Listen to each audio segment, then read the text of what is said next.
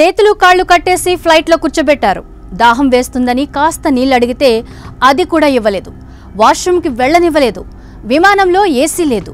4 గంటల పాటు ఇరుకైన 4 గోడల మధ్య కాలం వెళ్లదీస్తున్నట్లు అనిపించింది. తీవ్రమైన వేడిని భరించారు. కొందరు ఊపిరి తీసుకోవడంలో ఇబ్బందులు పడ్డారు. ఆటిజం ఉన్న పిల్లలు ఈ ప్రయాణంలో తీవ్రమైన మానసిక క్షోభను అనుభవించారు. వాళ్లకు కనీసం సరైన పరిరక్షణ లేకపోవడం అత్యంత దుర్మార్గం. ఇదంతా ఏ కరుడుగట్టిన నేరస్తులకు విధించిన శిక్షలు కాదు. వాళ్ళు చేసిన పాపం అమెరికా గడ్డపై లీగల్ డాక్యుమెంట్స్ లేకుండా అడుగు పెట్టడమే. ఇది చట్ట ప్రకారం నేరమే కావచ్చు, కానీ సాటి మనుషులను ఇంత క్రూరంగా ట్రీట్ చేస్తారా?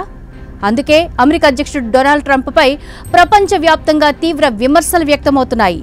అక్రమ వలసదారులను వారి సొంత దేశాలకు పంపే ప్రోగ్రాంలో భాగంగా బ్రెజిల్ పౌరుల పట్ల అమెరికా ఇమిగ్రేషన్ అధికారులు ప్రవర్తించిన తీరు వివాదానికి కారణమైంది. ఇందుకీ అసలు ఏం జరిగింది? ఇండియన్స్ పట్ల కూడా ట్రంప్ ఇలానే ప్రవర్తించే అవకాశాలున్నాయా?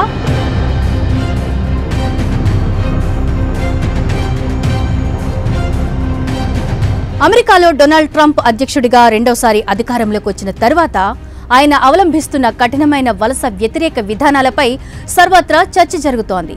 ఈ డిపోర్టేషన్ ప్రోగ్రాంలో భాగంగా బ్రెజిల్ పౌరుల్ని అమెరికా నుంచి వెనక్కి పంపారు. 88 మంది బ్రెజిల్ పౌరులను ఒక్క విమానంలో చేతులు కట్టేసి వారి స్వదేశానికి పంపించేశారు.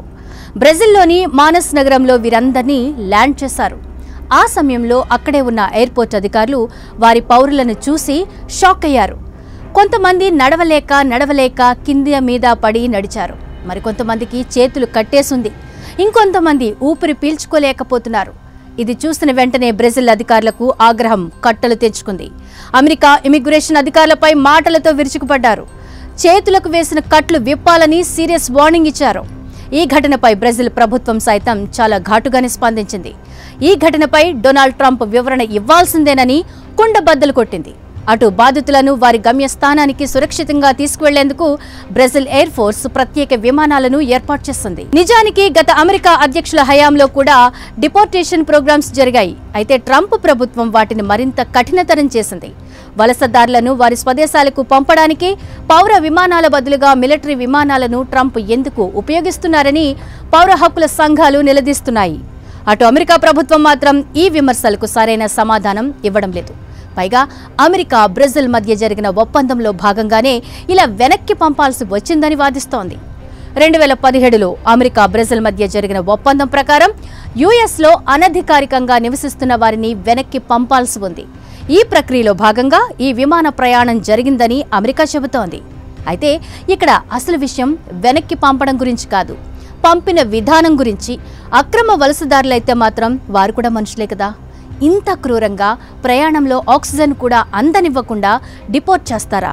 ఇది కేవలం బ్రెజిల్ ప్రభుత్వం లేవనెత్తుతున్న అంశం మాత్రమే కాదు, అమెరికాలో అక్రమంగా నివాసం ఉంటున్న ఇతర దేశస్థుల మనసుల్లో కూడా మెదులుతున్న భయం ఇదే. Department of homeland security statistics ప్రకారం అమెరికాలో 1,10,00,000 మంది అనధికారిక వలసదారులు ఉన్నారు. వీరిలో 7 లక్షలకు పైగా భారతీయులున్నారు. ట్రంప్ ప్రభుత్వం తీసుకున్న విధానాలు ఇలాగే కొనసాగితే వారు కూడా ఇలాంటి అమానవీయ పరిస్థితులను ఎదుర్కోవాల్సి వస్తుంది. అయితే ఈ తరహా ట్రీట్మెంట్ను ఏ దేశం కూడా ఒప్పుకోదు. ఇప్పుడు బ్రెజిల్ ఎలాగైతే ట్రంప్ చర్యలను ఖండిస్తుందో తర్వాత మిగిలిన దేశాలు కూడా అలానే రియాక్ట్ అయ్యే అవకాశాలున్నాయి. ఎందుకంటే ఇది మానవ హక్కులకు సంబంధించిన అంశం కాబట్టి. ట్రంప్ తానేం చేసినా చెల్లుతుందనే భావనలో ఉన్నట్లు అనిపిస్తోంది. తీసుకునే నిర్ణయాలను కఠినంగా అమలు చేయడం వేరు, క్రూరంగా అమలు చేయడం వేరు. బ్రెజిల్ అయినా ఇండియా అయినా మరి ఏ దేశమైనా తమ పౌరులను హింసిస్తే ఊరుకోదన్న విషయం ట్రంప్కు ఎంత త్వరగా అర్థమైతే అంత మంచిది.